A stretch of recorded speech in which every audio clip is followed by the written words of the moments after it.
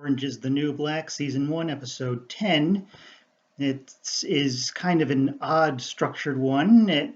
What TV Tropes calls a death in the limelight.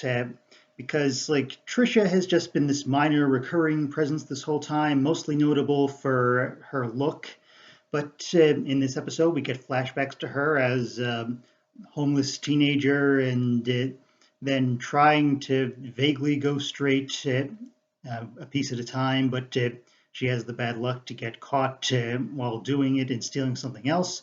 And then she dies partway through the episode, not even as a big twist at the end. It's like it even comes right after this really gag heavy scene to just throw everyone off even more.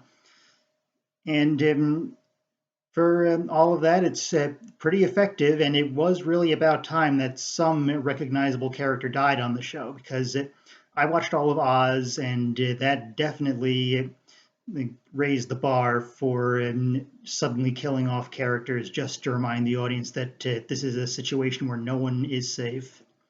And sometimes it leads to pretty bad storytelling decisions, but this one works because Trisha was in that perfect sweet spot of being someone who you knew about, but wasn't really all that interesting in their own right. That sounds kind of nasty to say now, but it's true writing wise. And so they made her a perfect candidate for this role of just getting killed off to show how serious the situation is, just to remind the audience and even Piper herself. Speaking of which, we also get another pretty good flashback with her, showing how her and Larry met, and it's very nice and well played by both of them, and really makes it believable that they could have this connection immediately. So, big kudos to that one. Also, we have this whole scared straight thing, and all the inmates play it up. That leads to a lot of really fun stuff.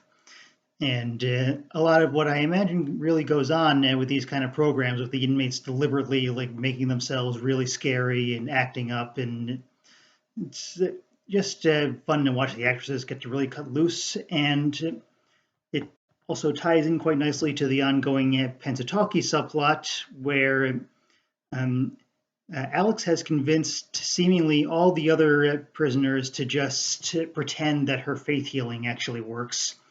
So, to make her believe she really has it, and it's kind of unclear where she was planning to go with that, if it was anywhere specific, because Piper butts in on it and gets her sent to the psych ward when she goes after one of the scared straight kids who's in a wheelchair.